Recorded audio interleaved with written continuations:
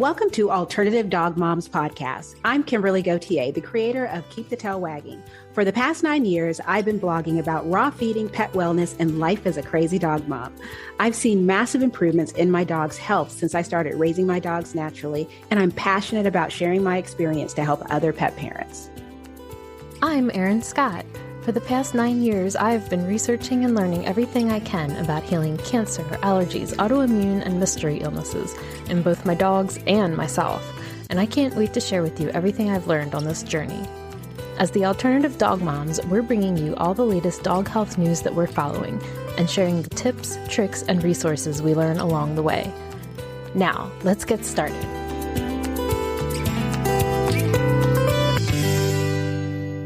Hello, Kimberly. Hello, Erin. So I'm very excited. We have a very special guest with us here today who I got to meet in person at the Healthy Dog Expo in Albany back in May. So welcome, Dr. Steve Marsden. Thank you. Thank you very much. I have to ask, though, have you ever not had a special guest on? You ever just introduce people as like, I've got a really ordinary guest? Yeah, all of our guests are very special. But that does not diminish the specialness of this occasion. Okay. All right. Good. I'm relieved. So I was saying, my veterinarian speaks so highly of you. So I'm excited to have everyone meet you. And then I'm going to send her this to listen to also. Oh, absolutely. We'll have to drop her name repeatedly. Dr. Stephanie Medcroft. I know, and she's like the last person on earth that wants that, but I'm going to say hey to Dr. Medcroft anyway. Just call Dr. Stephanie Medcroft yeah. So I am always curious about veterinarians. Did you always grow up wanting to be a veterinarian, or how did this whole career path come about for you? Yeah. It definitely ever since I was a little kid. So from the probably from the age of, actually I can remember, it's like I was about 7 years old and, my eyeballs only came up to about as high as this desk that I'm sitting at now. And we had taken our cat to our vet, and my parents had always taught me to kind of respect animals. We always had pets around the house, and we took our one cat to this veterinary clinic, and the veterinarian just kind of ran his hands over the cat and then told my mother what was wrong. And I was just like in awe that somebody could know so much about animals that they could just touch them and they would, immediately, they just knew animals so well, they would know what was wrong. I just thought, I want to be that person. I mean, my heroes were like, Tarzan and Mowgli. So the idea of talking to animals was, top of mind for me. Then here's some real life person who seems like they can do it. So right then and there, I wanted to become a veterinarian. But it's interesting. I go back to that moment sometimes from time to time to just kind of like try to understand what was it that so captivated me. Because at first it was just this knowledge of animals. But later on, as I got into Chinese medicine, that's very much what we're doing. We're basically feeling pulses and running our hands over acupuncture points and feeling the pulse change and then being able to tell what's wrong. And so I really feel like I only achieved that childhood dream once I got into holistic medicine. So you and your lovely wife gave probably the most memorable talk of the Healthy Dog Expo.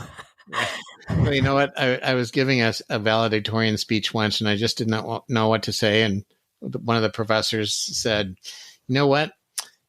If everyone tries to be inspiring, but if you're funny, people will remember you. So there you go.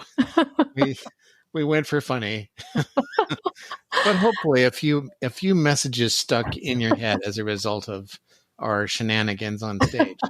It was fabulous. But I learned, through your talk that you weren't like a holistic Chinese medicine veterinarian, like right out the gate. So can you tell us a little bit about how that journey unfolded? Yeah, for sure. I went to veterinary college in the 80s. So, alternative medicine wasn't really on the radar, but the little bits and pieces that we would hear about it, our instructors taught us an unhealthy disregard for it. It's ironic that, veterinarians call themselves scientists, and yet we were told not to think about anything other, or take anything except what they were telling us. I know. I say this all the time. Thank you so much for validating me. I feel so good. Yesterday, or it was the day before yesterday, I was called, what was it called? A dog food conspiracy theorist. And the guy who's calling me this, he was like, well, excuse me, but I just appreciate science. And I'm like, what's not scientific? I'm giving you like information from veterinarians. Is it because you don't agree? So now all of a sudden it's just pseudoscience and it's witchcraft. Okay, I'm done. Right. Yes. Veterinarians are humans, and humans can't help but have bias. So you're right. There is a lot of science behind real fresh food diets. There's probably more science behind expecting them to work well than kibble. So it's really kind of ass backwards from the way that we sort of assume. But you kind of have to step outside your profession in order to see it. When you're in it, you can't understand why somebody else would, criticize what you're doing as a conventional veterinarian. But I had to step outside of it because I had only been graduated a couple of years, and I was already, disenchanted because there were so many things that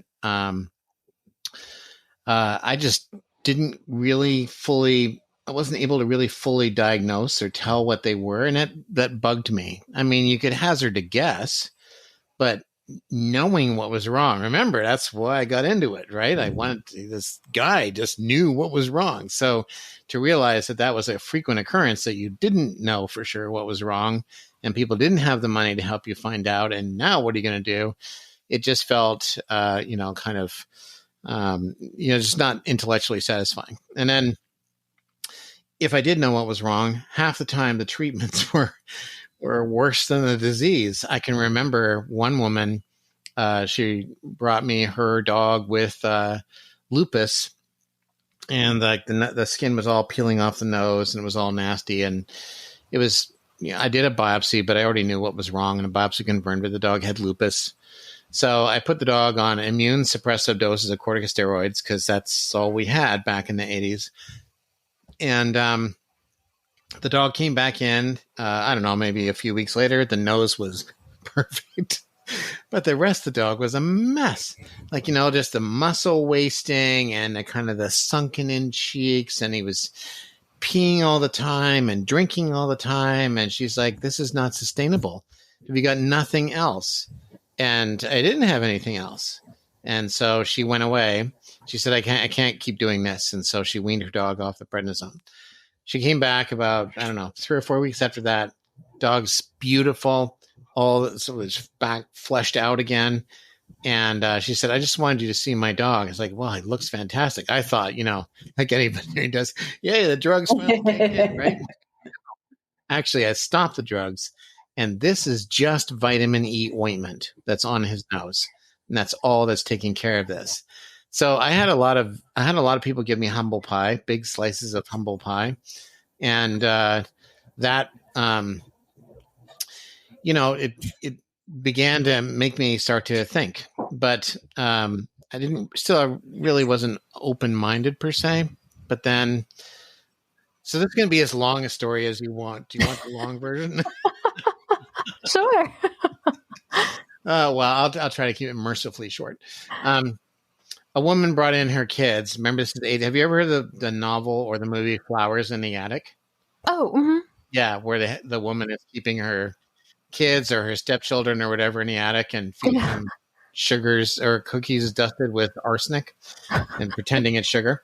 Yeah. So that movie and that novel was really big at the time that this one woman came in. She was a real estate agent.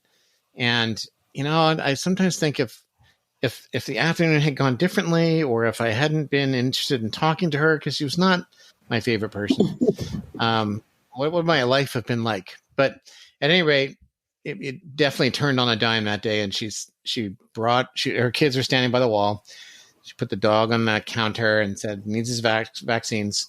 So I dropped my pink injections, and as I'm injecting her dog, she goes, I believe in preventative medicine for my kids too. And it almost doesn't really bear a response, right? Like, who doesn't believe in preventative medicine for their children of some type? And I thought she meant vaccines, but I said, well, what do you mean? And she goes, well, I give them arsenic every morning. And it's like, what? So I looked at her kids standing against the wall, and they didn't look all pasty faced and vomiting on their shoes like, flowers in the attic children. And I said, arsenic? And she goes, well, it's homeopathic. Like, she was all defensive. And I had no idea what homeopathic arsenic was. So I had to go to the library, and I took this book out, and it was only, it's probably only like a 3/4 of an inch thick. But I became addicted to that little book. We didn't have bookstores back then. We just had libraries. So I became addicted to that little book, and I would carry it around with me because in the chat, there's different chapters, and the author had tried acupuncture, and they tried herbal medicine, they tried chiropractic, and they tried homeopathy. And in the homeopathy chapter, at the end of it, it says, homeopathy is widely practiced in England by veterinarians to treat the following diseases. And he listed every single thing that frustrated me. So I thought, okay, well, vets in England, they're no slouches. That's tougher to get into vet school there than North America. So I started reading that little book, and I became addicted to it. I would carry it in my car, and I would, if there was a stoplight, I was so happy because I could read a couple of sentences. I was crazy. Anyway, so I decided to try homeopathy first because it seemed like it was the easiest thing to kind of weave into practice. It's just little pills, right? Everyone's used to little pills. So I tried it out. I was terrible at it, to be honest, for the first 6 months. It was really disappointing, but I came back to it, and I kept trying. And there is a veterinarian in England who just passed away, Christopher Day. He's probably the single person who put me on my holistic journey as a veterinarian. I wrote to him because I knew he used homeopathy all the time, and I just couldn't get to work in my hands. And I said, can I just come and hang out with you for, and of course it's all snail mail back then. There's no texting. So it took a long time to get his reply. His reply was, no, I'm way too busy. But bless his heart, he bought a whole bunch of books. Some of them he'd written, and some he'd just gone and bought homeopathic first aid books, boxed them up at his expense, sent them snail mail to me, and said, just start with these simple things that housewives are treating, and just get to know a few remedies, a few pictures, and wait for those animals to come in your door. And then as you get more proficient, you can start to try to figure out what remedy goes with that animal, instead of just having a picture and waiting for the perfect animal. So that's what I did. And at first it worked right away. I started getting successes, but of course they're easy cases, right? They're first aid cases. So I still hadn't really proven homeopathy to myself. But then one day an animal came in that was destined to be put to sleep. It was in a horrendous problem. I don't want to go into details because I know that a lot of your audience just ate. But it was a really bad eye abscess, and drugs had made it so much worse. And the owner said, I don't want this dog back until you fixed it. And when I called ophthalmologists, they just said, there's nothing you can do for that. That's that you got to put him to sleep. And I just could not put this animal to sleep because of an eye. Like, it just was not an equation that made sense in my head. So I tried my best with my little new homeopathic skills, and that dog's eye healed in about 5 days. And It became perfect. And this was the worst case. This was like the eye was being pushed out of the skull. The cornea had turned to like shoe leather. There was pus pouring out. Like, it was just there. I know, it was just like, that didn't take long. So I the eye, it just went to normal in 5 days. You couldn't tell one eye from the other after 5 days. I was shocked. And so that convinced me. I remember hanging up the phone after checking with the owner to make sure it really was truly better a week later. I came out of my little doctor's office and I said, I got to move to Oregon. Like, I'd gotten sent the syllabus for what is now the National University of Natural Medicine by mistake. And I remember reading it and thinking, oh, in another life, this would have been really great, because, it was a really, really good course of training to become a naturopath.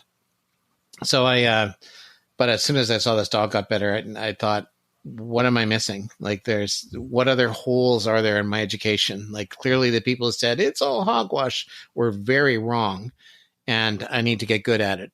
So where am I going to go to get good at it? We didn't really have veterinary programs back then. Everyone was just getting started in it. So I thought, well, I'll get human training and I'll adapt it to animals, because sure, if I go to a human school, I'll learn to do it well, because they sue people if they don't do it well. So, and that's how I basically got into it. I eventually moved into Chinese medicine. Same way, a friend of mine who was in the naturopathic college with me said, I want to do a master's of science in Oriental medicine, because there's a brand new degree for North America, let alone that college. And he said, you want to do it with me? I don't want to do it alone. And I said, okay. So just before I, ponied up my bucks, I got a textbook, and I spent that summer in a vet clinic. In any wacko case that came along, I'd be looking through this book, trying to sort of surmise what their Chinese medical diagnosis might be, and then find somehow the herbal formula to treat them in Chinatown or whatever, and then see if they got better. And 2/3 of them got better. And they were like mystery cases that nobody could understand. And so I thought, okay, this totally works for me. So I went in it with him. 2 weeks later, he dropped out, but by then I was totally hooked. So I got my master's of science in Oriental medicine at the same time as my doctorate in naturopathic medicine. And then I adapted it to animals as I went. You can see how when you ask me a question, it takes about 20 minutes. You might want to stick to yes, no's. Now you have your own line of Chinese herbal formulas. So how did that come about? And did you focus on things that were really common or things that were mysterious? Or how did you determine what formulas you wanted to start with? Right. Yes. No, just kidding. That's another open-ended question. Here we go. Buckle in. Of course, I was really enamored with Chinese medicine. I started using herbs all the time, but I was just making up my own stuff to treat my own patients. And I can remember one woman, she was the wife of the vice president of Nike. And to this day, I sort of feel like she was probably my muse, because I'm treating her dog, and her dog's doing great. And she says, you should start making this stuff for vets and selling it to vets. And I said, I don't know anything about that. Like, I know how to mix up a bottle for your dog. That's all I know. And she goes, okay, well, yeah, I think you should. And so it stuck with me. I had to give a lecture for a weekend at Tufts University in Boston. And they wanted a weekend herb course, and they wanted starter kits. And so I thought, okay, I got to make up all these herbs for these vets so that they can use what I'm using. And so once I had done that once and equipped these 60 vets with their little starter kits, I thought, I guess I'm doing what my muse told me to do. How amusing. So I started helping vets at first. And that was definitely my focus for, probably it's the majority of my career. But then around about COVID, I started getting interested in senior dog rescues. My wife wanted to move to my wife, Dr. Karen Marsden, who you saw on stage with me. She wanted to move someplace warmer after 20 years in the cold, dark winters of northern Canada.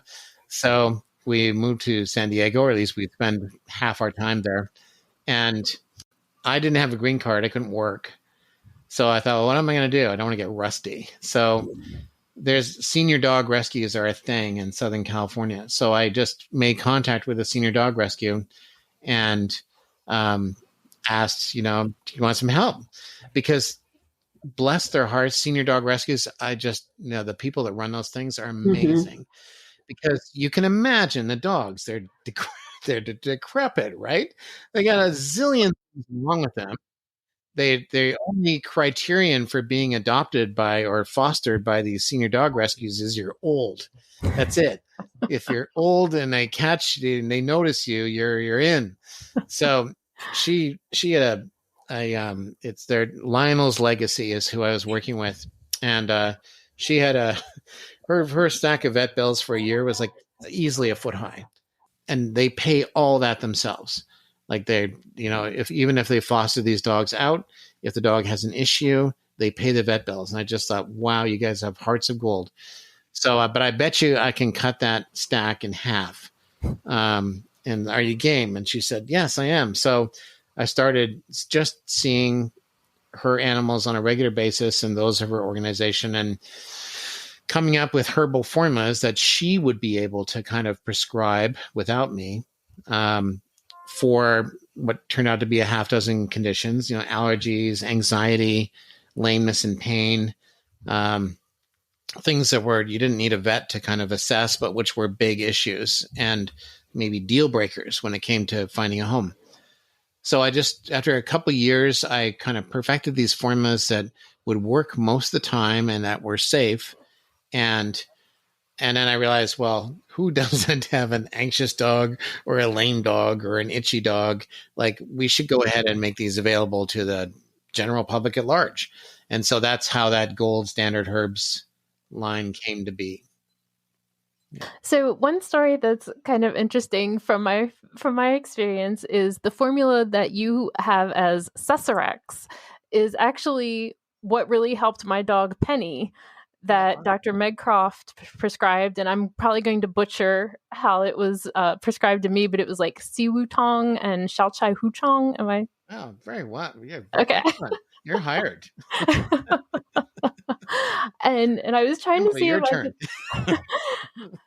I was trying to see if I could find like a picture. I mean, Penny's feet were like horribly red and inflamed, and she had like these sores, and it was oozing, and it was, gross. And I'm over here like, we feed raw and we do all these things that I thought are the right things to do. And like, how did this happen? Yeah. They are. It's just not quite enough, right? That's the lesson. But I'm so glad that your dog got better. That's awesome. Yeah, she did really, really well for like 2 or 3 years after that. Excellent. So with traditional Chinese veterinary medicine, I mean, we know other veterinarians who practice that, right? So what I thought was really exciting about what you're doing is that you are making it accessible for pet parents to get it directly from you and not work with the vet. Did you have any concerns about that at all? I did. I was worried most of all about veterinarians because I spent 20 years supporting them. And I was worried that they would take it the wrong way. I mean, Dr. Stephanie Medcroft, your veterinarian, has a shelf full of stuff. And, there's just no way you can take all the things that Stephanie knows and all the things and just kind of go and put that in the general public and expect them to succeed the way Dr. Medcroft does. But there are certain situations where we're always reaching for the same thing. For example, like your example, if a dog is raw fed and is on this great diet and they have allergies, like, why is that happening? When that happens, I know that they're going to need that Cesarex / Xiaochai Hutong plus Siwutong. So I know that that's what the issue is, or that's what they're going to need. And I never don't prescribe it for that situation. So why do we need a holistic vet to mediate that? Because most of us are not lucky enough to have a holistic veterinarian at our disposal. And if we do, they oftentimes are booked up. So it made sense to me, especially during COVID when people could not get in to see vets, let alone holistic ones, that we need to have stuff that's more directly accessible. But I was worried that vets would be annoyed by that. But what's happened is they've said, thank you, because, now they can put this stuff in the waiting room. Somebody wants to bring their itchy dog in. They got a month-long waiting list. Now the receptionist can say, you know what, change the diet to a fresh food diet. And if that's not working, get a bottle of this. And if it's not, if those 2 steps don't work for you, well, then your appointment is going to be, right there. But if it does work for you, then you've saved yourself however many $100 an exam is, and good for you. We can save the space for somebody who can't be gotten better that easily. So it's kind of like acts like triage, Yeah. right? Veterinarians can triage cases, and the ones that are kind of easy to hit out the park, they can set them up with the gold standard line, and then the ones that are much more difficult and more nuanced, well, then that's where their talents get put to work. So it actually makes better use of a veterinarian's time. So fortunately, veterinarians were open to it and not. Yeah.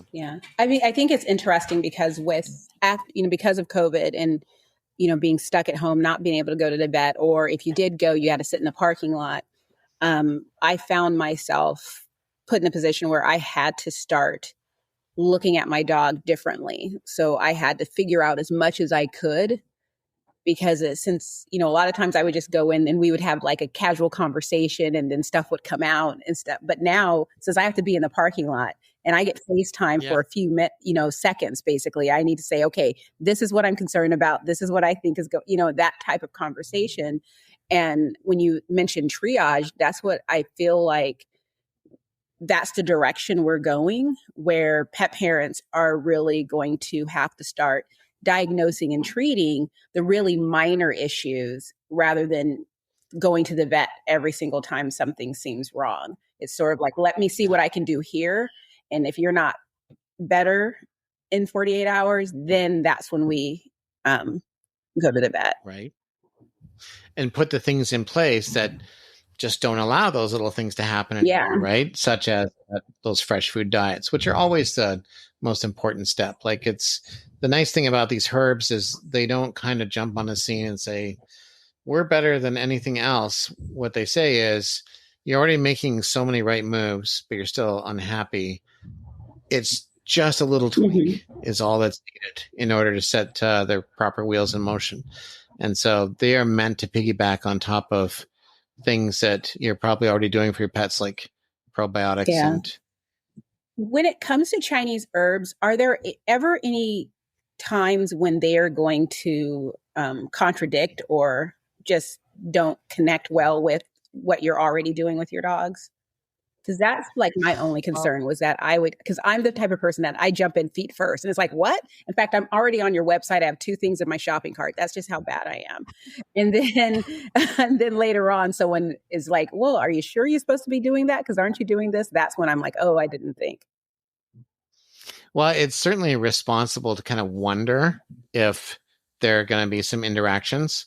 The nice thing about it is there usually aren't. And the reason why is because, in a little, like, let's say a dog's only taking a quarter of a teaspoon of a herbal formula.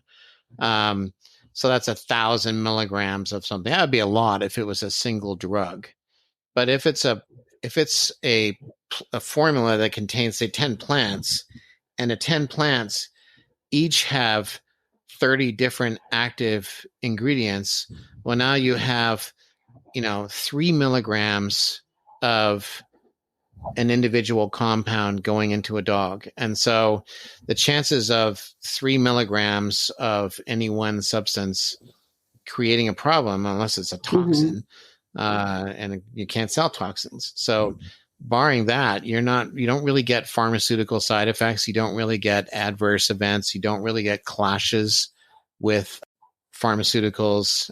You can never force a physiological reaction in an animal with that level.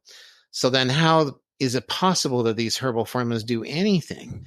And it's because of the network effect of all these little tiny amounts of all these different compounds working as sort of as basically as a network effect. When you take a quarter of a teaspoon of a whole herb extract, you're ingesting a network of compounds that plants were using in those ratios to achieve oftentimes the same things we want to have happen in our own bodies. So they're inherently balanced if you're using a whole herb extract. So does that mean that if you give herbs that you could never see something bad happen? And the answer is yes, you can see something bad happen. It's usually mild. And more importantly, it is not caused by the herbs because there's not enough of anything in there to cause anything. But what it does do is it aggravates latent problems you didn't know your animal had. And that's good news, because then you can pivot and pick a treatment that embraces those tendencies as well as the original ones. So a common situation that arises is there's a herbal formula called Voltrex that Gold Standard haps, and we use that for animals with partial cruciate tears, and we use it for hip dysplasia because it works extremely consistently to kind of help heal the ligaments, as opposed to not just limit pain, but heal the ligament and actually stitch it back together. However, there are certain dogs that get stomach issues on the Voltrex. Now, they're almost always taking an NSAID at the same time. So that is several hundred milligrams of a pharmaceutical compound. So that's likely what is forcing the stomach issue. And then the herbs are just an irritant to something that's preset to happen.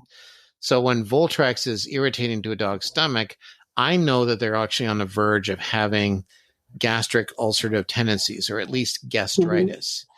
So that's something the owner didn't know because it wasn't provoked. So then they go ahead and get what I recommend they get is a formula called Glenia and Romania, which you'll probably see on that Ask Dr. Steve DVM Facebook site over and over again. Glenia and Romania, when you take that, you heal the stomach, and that allows you to take the Voltrex. You take the Voltrex, you don't need the NSAIDs anymore. And so you've healed the stomach and you heal the ligament and you're off the drug. So, but it took the herbal formula to kind of, another dog eats Voltrex and they're fine. But the dogs that don't, we know that they have this gastritis that's lurking that nobody knew about. So herbs will take a latent problem and wake it up if they're not perfectly matched. And so how long should we try a formula to determine whether it's helping or not? I would say that if you're getting somebody skilled, like Dr. Stephanie Medcroft, then you can expect improvements in 2 to 3 weeks. If you haven't seen an improvement in 2 to 3 weeks, then probably the formula or whatever is being tried is just wrong. Even if you're not seeing side effects, if you're not seeing the benefits you're hoping for, or just any benefits at all, then in 2 to 3 weeks, then it's time to change strategies. That's my observation after 30 years of doing this. That's true. You shouldn't have to wait for months in order to see some sort of improvement. That doesn't mean that they're going to be all the way better in 2 to 3 weeks, but at 2 to 3 weeks, you should be able to look at each other, whoever's in the household, and go, I think my dog's better. And I think you're right. Like, you should be able to have that conversation if you're on the right track. Yeah. So one of the things you touched on really quickly that, of course, Kimberly and I are really passionate about is the fresh food diet piece. So is that something that you counsel like all of your clients about when they first come in? Pretty much. Veterinarians, they frequently shy away from that conversation because they think it's going to be a lot of work and that it's going to be a lot of selling and they just I don't know, they just don't really want to have that conversation. But I think it's really important because there just isn't anything going on in small animal medicine that is not improved by a fresh food diet. And the science is abundant for the various mechanisms that are put in play by real food diets as compared to kibble diets. And what those mechanisms are, that varies from one condition to another. But in no circumstance can I find that a processed diet is a consistently better treatment choice than a real food diet. It's just ludicrous to think so. We would never say that for medicine. Exactly. Never say that. Exactly. Right? Well, it's interesting. Several years ago, I sent out a question to veterinarians. So it's like open to all veterinarians to ask, what is your biggest concern when it comes to raw feeding? To me, it's just so obvious. And to so many other people, it's so obvious. So And I would even speak to veterinarians, and it was always like this secret conversation where I would go and they would ask, well, what are you feeding your dog? And I'm like, well, I feed him a raw diet. And you see this change come over them. And it's just like, well, and it's like, you could tell it's like, how am I going to break the news to her that she's killing her dog? And it's like, you got to be really careful. And so I would begin explaining everything that I do. And the second I did that, all of a sudden, this person that I was convinced was about to try and sell me a bag of kibble is like, oh, okay. They become this undercover raw feeder themselves. And we're comparing notes in there. And I'm like, why aren't you having this conversation with every single person? And so I asked. And the main thing that I learned was that no one trusts us, as in the pet parents, to do it correctly or to be consistent about it, to be smart about it, to continue educating ourselves about it. And I was surprised that, the normal things in the media where it's like, well, the salmonella, and hardly anyone brought any of that up. It was mostly, I just don't think you're going to do it right. And no one explained what right was, but they just knew that I wasn't going to do it right. Even though we're in the information age, like if you look at the demographic of people that are most interested in holistic medicine, which includes the healthy diets that we're talking about, they're educated women in their 30s, 40s, 50s. Usually they're stuck with having to contend with sick kids, a sick husband, sick animals. They're sick me. Yeah. And they got to figure it out. And they can't, not figuring it out because some person in a white coat, usually a guy, says there's nothing you can do. That's not an option. Gosh, because you're a compassionate woman. That was why I'm a raw feeder. That's why we're here. Yeah. My first veterinarian, because Rodrigo had allergies and gut issues the first 3 years of his life. And he was looking at him on one of our many vet appointments and just shook his head and was like, it's really sad because he's not going to live long past his 3rd birthday. It's just too bad. And I was just like, what? Went home and immediately started typing and learning and came, and I was already a blogger. So I had heard about raw feeding. The person who told me about it said that they went to the store, got a chicken and just threw it in the yard and let their dogs eat it. And I was like, I don't think that doesn't sound right, but let me do some research. And I like learning. There must be a middle ground. Yeah, I like learning. And it didn't take long. I stumbled into many groups and yeah, there's a lot of information out there that's I won't say a bit sus. I'll be honest and say very like, that's wrong. But you're an educated woman, so that means you know how to sift exactly, and it's fun. Right? It's like you start that's how Erin and I met. It's just like I've just posted. It would be so cool to do a podcast where we just talked about the nerdy stuff of raw feeding, and she was like, "I'll do it with you," and here we are. Excellent. Yes. Well, I'm so glad you guys are out there, putting a message out there, and there is a lot of misinformation that the veterinary profession is guilty of disseminating, such as, when, some clinics will make everybody wear masks and gloves if they're handling raw feed. It's ridiculous. Yes. Because by the American Veterinary Medical Association's own admission and publications, 98% of salmonella cases from pet food are in kibble, not raw food. Like the purported studies showing that, there are bacterial contaminants in raw food is like, well, yeah, but how many? Yeah. So foods are oftentimes made commercially by, flash freezing chunks of meat and then grinding it. So at those sub-zero temperatures, we just don't get bacteria growing. But where do they grow very readily? They grow very readily in, extruded, heated, kind of these sort of partially cooked diets. And that's so that the kibbles that's how they're made. And so kibble is much more likely to have a lot of salmonella in it than a commercial raw diet, just to kind of compare one commercial diet to another. There's just no question. Yeah. There's never been a salmonella outbreak in animals from a raw food. It's just never happened. Yeah. But we've certainly seen it repeatedly with kibble. And we've seen problems with, for example, the melamine crisis, back in the early 2000s.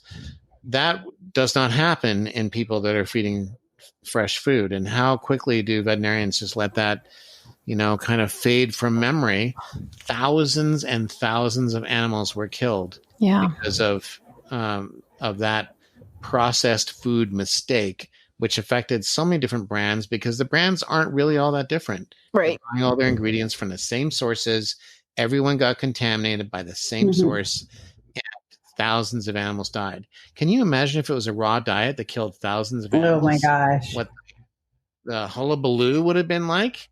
But this kibble, well, we can let that slide. Oh, yeah. But hey, we did culture salmonella, one microorganism from a raw diet, so that might be unfair. I always find it interesting that whenever, like when the vitamin D toxicity of a few years ago, the DCM conversation of a few years ago, it's interesting because it'll become the main focus. Everyone's yelling at each other, where everyone's sharing articles, everyone's, it's just the main focus. And then I don't know what happens, but the second the spotlight goes to, conventional foods and not a fresh food diet, it just silently goes away. I mean, there is a moment during the DCM where I had people on my page trying to convince me that raw fed dogs got DCM because of all the sulfur and I'm just like, so as you're typing, are you just making this up as you're going along, or I mean, it's like, what? Because I would ask, I was like, can you share your sources for that? And, one person was like, well, I'm not at home right now. And I'm not. And I'm like, yeah, you've been on my page commenting for 8 hours. Where are you? And, another person just got mad. And this is my favorite. I get this all the time. I don't have to do your homework for you. And I'm like, I don't agree with you. So I'm fine. I feel that I'm right. If you're trying to convince me that I'm wrong, I need you to come with some. Yeah, you show me what you're reading there. Exactly. Make accusations and say, well, you do. I know. It's my favorite argument, but it's really interesting because there still is a huge group. I think it was over 15,000 members of people who lost a pet or a pet got sick because of the chicken jerky treats. And that's like, no one talks about it. I think the last time I heard someone talking about it was in the documentary Pet Fold. But no one talks about it. And those treats are still out there. I mean, even when it was going on, those treats, the pet stores would have huge displays still selling those treats. So it's just it's interesting to me how we've reached a point where I guess we haven't reached it. We've always been a society where we trusted the experts. So the doctors, the lawyers, the politicians, the media, we trusted them because that was their job, was to give us the truth. But once we woke up to the fact that, the pet food industry is a multi-billion-dollar industry, many of us are just starting to ask the question of, like, when we see a study, okay, who's behind the study? Who do they work for? Who paid for this study? What are they? And I'm still seeing people who are like, nope, my veterinarian told me not to worry about it. My veterinarian told me not to read the ingredients on the dog food bag. It's just like that. They'll just take care of it for me. And it's just sort of like, and you're okay with that because your dog is still sick. Right. Yeah. If all the dogs were healthy, then we wouldn't care. Right. The problem is that there are so many dogs that are unhealthy on processed diets, and to not entertain for a moment that there could be an alternate reality, especially when we're all living in that alternate reality ourselves. Like, what person do you know of that feeds themselves processed food 3 meals a week? I mean, we're begging people to eat fresh foods, It's like, please eat a vegetable. And if they are eating out, a bag of chips 3 meals a week, they know they shouldn't. Mm-hmm. It's not like nobody ever told them. So yeah, it's everyone's got their biases, and there's always financial motivations, financial disincentives to kind of tell people the truth. And And many veterinarians just accept what industry tells them and what their professors tell them and assume that they could never be wrong and they could never be biased. So they trust those voices of authority themselves. But yeah, and I also wonder how many vets honestly have the time.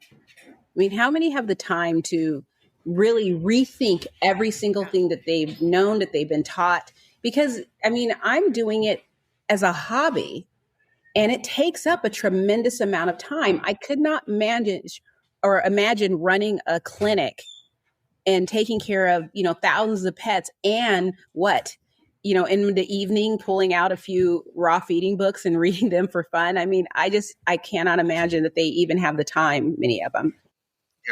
You're right. And so it's a system where veterinarians just have to ask somebody else who's in authority.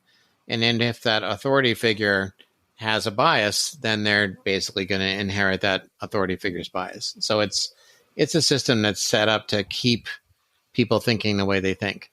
And so vets or animal owners just need to kind of, take when their animal is not being adequately served by that model, they just need to have the courage to step outside of it. And they're going to be more willing to do that because of the podcast that you guys are doing. So kudos to you. Well, thank you. This has been so fun. I actually have to go get dog food. Okay, you go. I got like 2 yes, more okay. Kibbles on sale. So one of the questions I had for you, and I was new to working with Chinese medicine for my dogs, though I have gone to acupuncture and done things like this for myself. So, learning about like the pulses and what you can learn from like the color of the tongue or the shape of the tongue, or the one I always get for myself is like the scalloping. Yeah. So are there things like that pet parents can learn to start assessing their dogs for themselves? Or are there any kind of like easy things that we can do like that for ourselves and for our animals? Yeah, I mean, a lot of vets have trouble with pulse diagnosis, so it would be hard for the general public to do that probably. But yeah, if your dog is panting, I guess what I would say is if you're so lucky as to have a holistic vet around, that can help you interpret these things, then kind of start to take note. And so taking note of the tongue color is going to be helpful to that veterinarian if you can and the most meaningful tongue color is going to be when the dog licks its lips and you see the underside of the tongue. So if that's the true colors of the tongue, it's like, what does the underside of the tongue look like? So I usually tickle their nose or give them a treat or whatever, and then the tongue comes out, and then I can get a good look. And you think, well, what could it possibly mean? Well, it means what you think it means. It's a piece of flesh in your body that isn't obscured by skin. So whatever's going on with your blood supply, chances are it's going on in your tongue too, because the body never develops just single issues. It develops certainly a localized issue, but as a result of a systemic tendency to problems. So it's almost like you have a bedrock and then you have an outcropping. And one day the outcropping is a torn cruciate. And one day the outcropping is you have an episode of GDV. And one day the outcropping is the dog has collapsing trachea or whatever. It's the same bedrock from a Chinese medical perspective. And it just has different tendencies. And these bedrocks are almost always circulatory in some way. So as a result, as an example, what would a blood deficient dog look like? Well, sometimes they are actually anemic, but otherwise they just don't have a high circulating blood volume. They're down a quart. So who's going to be compromised in blood deficiency? The periphery of the body. So where's the periphery? It's like your fingers, your toes, your skin, the linings of the body. So if the coat starts to look dry, the skin looks dry, or the ears feel cool, or the feet feel cool, and like I said, there's this dryness over time. And then what would you expect the tongue to look like in that dog? Well, probably a little pale, right? Because it's just not getting the circulation. So we take these different observations and kind of triangulate into what one thing could manifest or create all these different manifestations. That's the problem. That's the bedrock. And then we treat that bedrock. And then we see these various materializations go away. Maybe one day they're anemic, one day they have a skin problem, maybe one day they have a gastric ulcer. They're all spins on the same underlying bedrock. So owners just kind of beginning to kind of take careful notes and observe tongue colors. And just another thing that owners can observe and then report to veterinarians for the veterinarians to then triangulate in and find the common center would be like timing of things. So some things are more common in the middle of summer, or it gets aggravated in the middle of summer. Now, middle of summer might be June, but then some dogs only get problems in July and August. So knowing those seasons is helpful because there's a circulatory story being told. If you have an acute skin rash in like May, June, summer month, early summer months, that's almost always damp heat from a Chinese point of view. What's damp heat? It's acute inflammation, and it looks all moist and tacky and red and nasty and greasy and yeasty. And what's the underlying cause of that? We know just from practice, those are the dogs that get better quickly on raw diets or homemade diets if owners aren't comfortable with raw than feeding a home cooked diet. Home cooked diets and raw diets are the antidote to damp heat inflammation. They get rid of it handily. If you were to sort of say, everyone's aware of the risks of raw meat, that it can have bacteria in it. So doing another study to show that raw meat has bacteria in it is useless. What somebody should be studying, if they were a scientist, they should be asking, why are you taking what is perceived to be a risk? What's the benefit? That's what we really want to know. The benefit is that those animals with those acute inflammatory tendencies, they get better lightning fast on a diet that they have to work harder in order to assimilate. That's the secret. Animals on canned and kibble diets are on too high a plane of nutrition. That's why they're overweight. And it's that overweight tendency that makes them inflamed. We know that. It's the same story in humans. Dogs have the same metabolism that people do, more or less. So it's the same story. And likewise, if we eat real food as opposed to processed food, we have to work for our calories. And the more that we have to work for our calories, the slower that we assimilate things, the more we undo our own weight gains and our own inflammation tendencies. But still, those inflammation tendencies happen in early summer. Now, late summer, July, August, that's when if an owner says to a veterinarian, so yeah, this is like a every year thing, but it's kind of always July, August. A holistic veterinarian would know, okay, that's not damp heat. That's like a dry heat. That's like fire. And the fire pathogen is something completely different. Ironically, the fire pathogen is aggravated by a pure raw meat diet. You think, why? It's cold. Why would a raw meat diet be aggravating to a fire pathogen? What we realize is that animals with these late summer inflammatory tendencies, what they're missing is plant material. They can't have a lot. And May, June inflamed dogs, they should have none. But a July, August type of inflammation, skin inflammation case, they should have some. And it's the addition of that plant material to make up maybe just a sixth or so of the diet, 15, 20%. That is enough to put out that fire. Why? Because it turns out these fire cases are cases of dysbiosis. The microbiome is just off. There are certain species like lactobacillus that need carbs. And when we put animals on pure raw diets, the lactobacillus disappears. There's no food, so they leave. So who cares? Well, the problem is that lactobacillus is a major mediator of our immune systems. It essentially, in turn, helps other bacteria, and those other bacteria make something called propionate. And propionate is a compound that you then absorb. It's a byproduct of that microbial metabolism, and you absorb it, and it starts to modulate your immune system. And then presto, you're not as prone to immune-mediated disease like allergy or to autoimmune diseases. And so it really is becoming clear to us that a lot of immune-mediated conditions are really microbiome conditions and almost a lactobacillus deficiency. Well, that's fascinating because microbiome has been such a buzzword the last couple of years. And so I just love this idea of how this ties into Chinese medicine, also because I don't think people always understand like how it all interconnects. So I feel like you just gave us this amazing primer on how it all does connect. Yeah, and we only just talked about, just one little thing.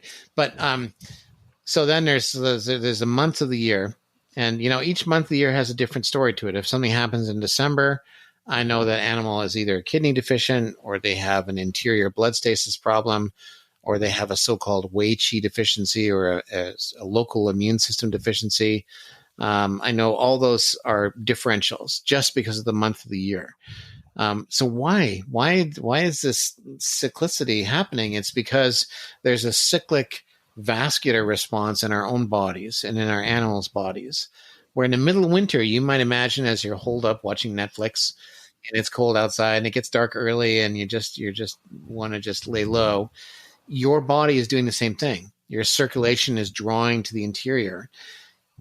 That's great, because that's called hibernation, essentially. Here's how you hibernate. But if you have a problem that is aggravated by either not having enough circulation on the exterior of the body, it's going to get worse.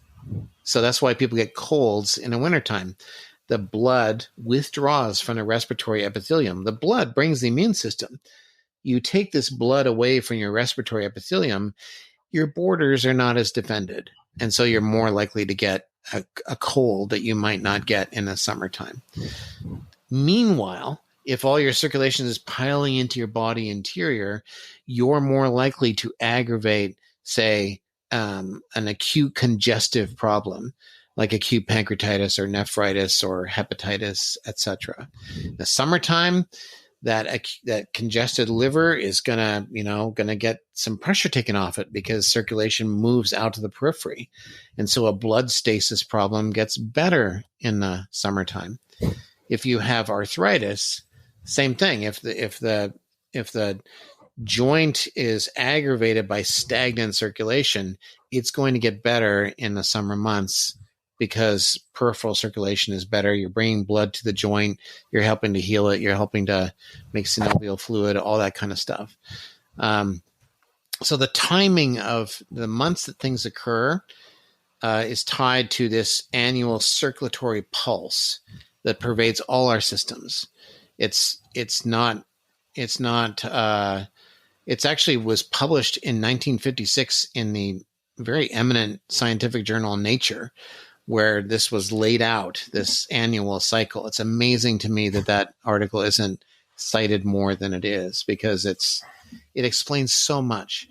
And Chinese medicine, of course, they always said it's always about circulation. And so small wonder that they have tied these diagnoses to these certain months, because our bodies shift in a circulatory state over those in a very predictable fashion. So it's endlessly fascinating, and it allows us to kind of begin to kind of diagnose very accurately just on what time is something worse, what month is something worse. Because you imagine that over the course of a day, you have the whole thing playing out in miniature, right? When's the hold up part of the day? It's going to be midnight or the wee hours of the morning. So if you have an acute congestive tendency, like say congestive heart failure, you're going to be worse then. And if you have an old dog, they might wake up and start coughing at 1 or 2 or 3 in the morning. And then a Chinese medical practitioner will hear that and go, oh, they probably have blood stasis in their lungs. I need to use blood-moving herbs. I need to use blood-moving points for the lungs. I need to make sure that I'm feeding a diet that doesn't contribute to this sort of vasoconstrictive state. And you might think, really? Diet contributes to that? Of course. Because essential hypertension in people, this chronic high blood pressure that most of us are walking around with, that's diet driven. That is vasoconstriction, and it's pulling of blood to the interior body mediated by us being on too high a nutritional plane. So even for a dog with a congestive heart failure, I'm going to be changing their diet to something where the calories don't come as easily, because I know that as I do that, their entire body is going to be less prone to hypertension. Vessels are going to dilate. The lungs are going to be able to push blood out into the body periphery. We're going to take pressure off the heart, and you're going to have less coughing. So there's none of these situations that we're laying out here does diet not have a role to play, because diet is very much a controller of circulation. And you only have to look at the fact that we're all consuming blood pressure pills to realize, that there's something pervasive going on, and it's our food. Yeah, my husband was able to get off blood pressure medicine and reverse his cholesterol numbers by doing a keto diet. Yeah. So there you go. It's like, there's, people need to experiment with themselves in order to kind of find out what's the best approach. And they can also, likewise, some animals will do fine on a freeze-dried diet. Some will do okay on a raw diet. Some dogs need home-cooked diets. But to kind of be able to kind of just go and take those steps and sort of figure out what could be possibly helping. Yeah. Well, I'm so excited that you've been sharing all this with us today. You had mentioned briefly your Facebook group, and I'll have a link in the show notes for everyone. How did that get started? Was that something that started during COVID also? Yeah, it was. It was same concept of just, of course, now people have more access to veterinarians. Still, they don't have a lot of access to holistic vets. Those are still very much in the minority, unfortunately. One of the big disappointments of my career, I hope that we'd have at least 10% of the veterinarians would be integrative by now, but it's probably way less than 5%. But, oh well. Anyway, I started that Facebook group on the advice of a friend because, there was just a need for the information to get out there. And I realized, just like I'm talking to you, and I can say, if something happens at a certain month of the year and they have these symptoms or whatever, then probably this is going on. And so probably this herbal formula will work, and probably you should change the diet this way in order to do this and not do that. Because I can do that in a podcast, I can certainly do it in writing in response to a request for help. So right now the group is free, but the problem is I get so many requests for help each day. I'm sure. I have to pause it, get 20 or 30 or 40 questions answered and open it up again. And then probably within a couple of days, I'm back to 70 or 80 questions, and I have to pause it while I answer their questions. And so but still people can read what others have been going through. So I do encourage people, if they're going to go to Ask Dr. Steve DVM on Facebook, just to use the search tool and type in whatever is a concern for you, and look through the posts, because you might well find that somebody's already asked and I've already answered the question that they have. Right. I'll make sure we have a link in the show notes. I love using that search feature. Sometimes I just look and see if other people had something that one of my dogs had, just for fun, because that's what I do for fun. Yes. When you get the answer faster, because some people have been waiting for a month for me to answer them. I hope to get them answers in the next few days, but I don't feel good about people waiting a month. They know they shouldn't ask me about emergencies, but still it's so I do hope that people use the search feature. So thanks for doing that. Well, I'll also make sure we have a link in the show notes to the Gold Standard herbs, and we have a discount code for anybody who wants to order and try these. The discount code is DOGMOM, and it'll save you 10%, and we'll have that linked for everybody. And we're really appreciative of your time and for everything you shared with us today. Thank you so much. Thank you. It's been a pleasure.